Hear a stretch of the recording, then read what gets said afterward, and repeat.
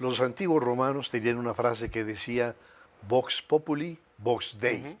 La voz del pueblo es la voz de Dios.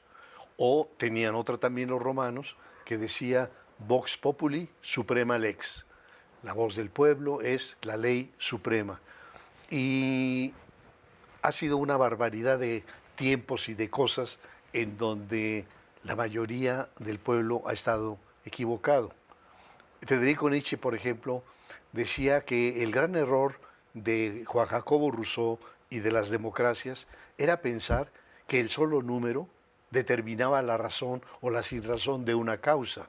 Y el propio Nietzsche decía, esto se comprueba, entre otras cosas, en los hospitales mentales, en donde la mayoría que está enfermo consideran un tirano al médico al que los atiende. Entonces, cuando vemos la sintomatología de Donald Trump, en donde esta misma referencia que haces de esos 225 psiquiatras que se atreven a publicar un desplegado en donde señalan la patología del personaje Trump.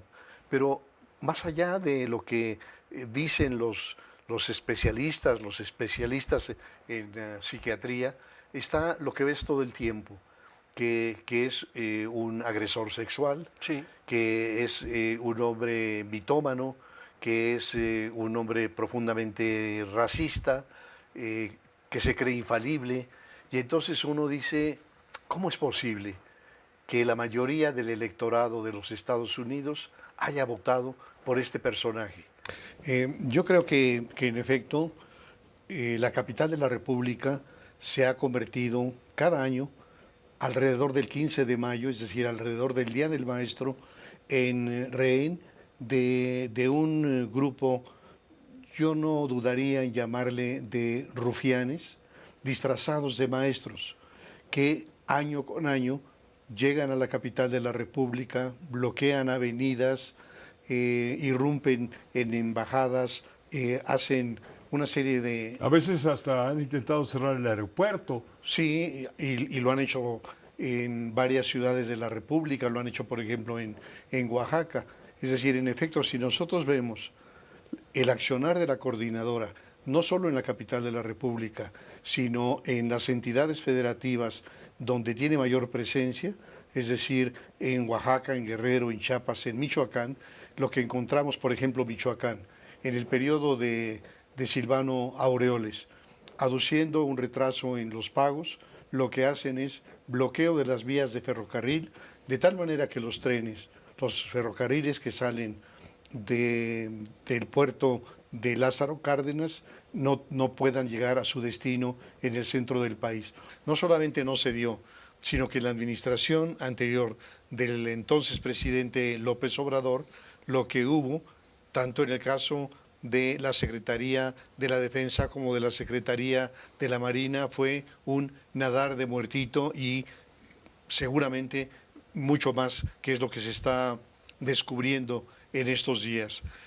Lo segundo que me llama la atención del discurso del secretario es que se asume como parte de la cuarta transformación cuando dice que en la transformación es un tema central el de la lucha contra la corrupción y contra la impunidad. Y yo creo que este no debiera ser un tinte ni de la cuarta transformación ni de ninguna otra, sino por el contrario, una condición indispensable de un Estado de Derecho. Y la parte medular del discurso del secretario de Marina es cuando dice que ante cualquier desafío ellos van a enfrentarlo de una manera dura, le duela a quien le duela y le tope donde tope. Y claro, la pregunta obvia es si en efecto se atreverán a ir más allá de lo que hasta este momento conocemos, porque es absolutamente evidente que una trama de esta complejidad reclama la participación de muchos mandos en la propia Marina, arriba, abajo, también en la Secretaría de la Defensa, y que hay además de ellos la colusión de empresarios, la colusión de funcionarios de distintos niveles en la administración pública, porque de otra manera no se podría explicar el sistema de almacenaje distribución y comercialización del huachicol. Y entonces, aquí me surge una duda, si las autoridades de hoy se van a atrever a investigar al almirante Rafael Ojeda, secretario de la Marina en el sexenio anterior, porque me parece que es muy evidente, Pepe, que más allá del control de daños que se pretende al decir que hace 2 años él informó a la Fiscalía General de la República de irregularidades. El único problema con ese argumento es que después de esos 2 años, sus sobrinos recibieron ascensos, condecoraciones y la posibilidad de conducir, de manejar recursos muy importantes de la Secretaría que incluían la asignación de posiciones para otros miembros de la propia Armada.